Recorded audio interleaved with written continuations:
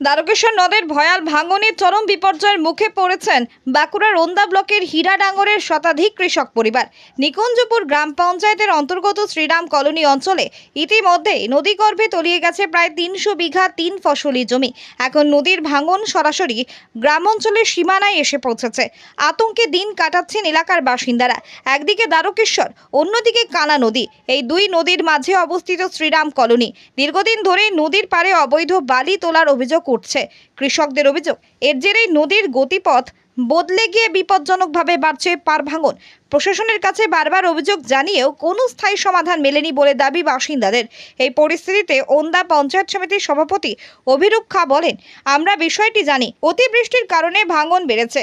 আগেও মাননীয় মুখ্যমন্ত্রীর হস্তক্ষেপে কাজ শুরু হয়েছে, এবারও হবে। অবৈধ বালি উত্তোলনের অভিযোগ প্রসঙ্গে তিনি জানান, প্রমাণ পেলে প্রশাসন কঠোর ব্যবস্থা নেবে। দেখুন, এটা আমরা খবর পেয়েছি, নিশ্চিতভাবে ওখানে একটা জলের তোড় রয়েছে। আপনারা জানেন যে এই বছর বাঁকুড়া জেলাতে অত্যন্ত ভারী বৃষ্টিপাত হয় এবং বৃষ্টিপাত এখনো চলছে। প্রায় 1.5 মাস হয়ে গেল, বৃষ্টি এখনো থামেনি। প্রতিদিনই বৃষ্টিপাত হচ্ছে এবং ভারী বৃষ্টিপাত হচ্ছে। প্রকৃতির ঊর্ধ্বে আমরা কেউই নই।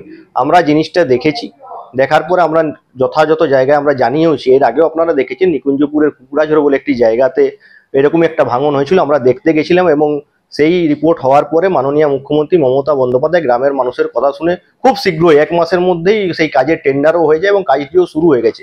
ঠিক একইভাবে আমরা আশা রাখছি, আমরা যেখানে জানানোর আমরা যথাযথ জায়গায় জানিয়েছি এবং আশা রাখছি মাননীয় মুখ্যমন্ত্রী মমতা বন্দ্যোপাধ্যায় গ্রাম বাংলার মানুষকে যেভাবে ভালোবাসেন এবং তাদের কথাকে গুরুত্ব দিয়ে কাজ করেন, সেই আশা রেখে আমরা চেষ্টা করছি এই কাজটা যত তাড়াতাড়ি করে দেওয়া যায় এবং গ্রামের মানুষকে সুরক্ষিত রাখা যায়।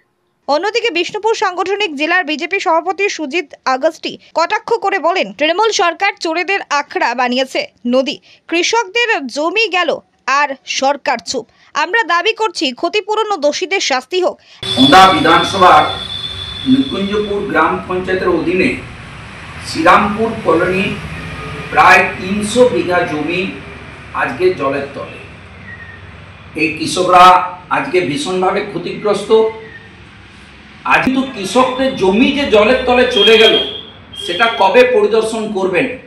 এই কৃষকদের ক্ষতি কে বহন করবে? আজকে প্রায় ৩০০ বিঘা জমির ফসল জলের তলে এবং বালি তোলার কারণে জলের তলে।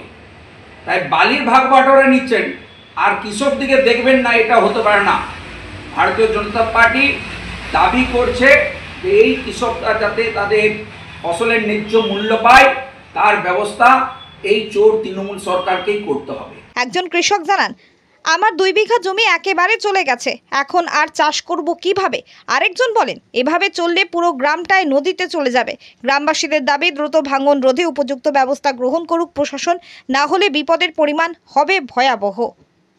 আতঙ্কের দিন বলতে ধরুন, আপনাদের এই যে আপনারা দেখতে পাচ্ছেন তো, তাহলে আমাদের নদী ছিল ওই যে মাটির অনেক দূরে, তাহলে এই মাটি এখন হয়ে গেছে, এখন বালি খাদ করেছে, ওই যে ধারে এই ধারে শোধ করে দিচ্ছে, দিয়ে এই ধারের থেকে বালিটা নিয়ে যে এই ধারটা যখন খাল হয়ে যাচ্ছে, দিয়ে ধর ছেড়ে এদিকে চলে যাচ্ছে।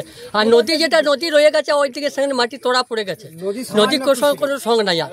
এরপর আমি ছোটোর থেকে দেখেছি নদী ওইখানে একটুকু রাস্তা ছিল, বুঝলেন, গলির মতো। তো সেই নদীটি আজ বিরাট, এই যে আমরা দেখতেন কত দূর, তাহলে এই যে জমি আমাদের সব চলে গেল, এই যে সামনে আমাদের ঘর চলে যাচ্ছে।